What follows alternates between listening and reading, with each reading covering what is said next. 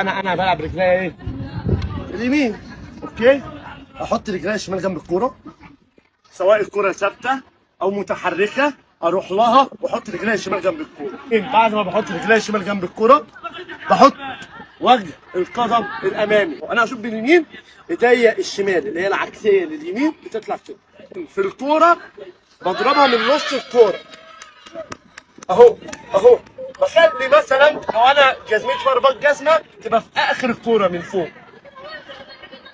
وانا بودي الكوره بخلي رجليا تروح معاها، والشمال انط سن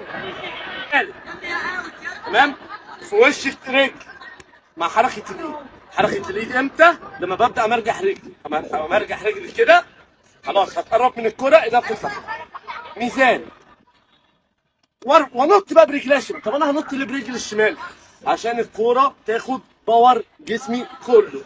لما يبقى جسمي كله في الهواء الكوره دي هتاخد الباور الجسم كله. طب لو انا رجلي الشمال كده هتاخد باور الرجل اللي هي اللي بتشوف بس. مين معايا انت؟ يلا ها. انا مش عايزها في زاويه، انا عايز الكوره تخرج من رجلك صح. يلا ها. هوب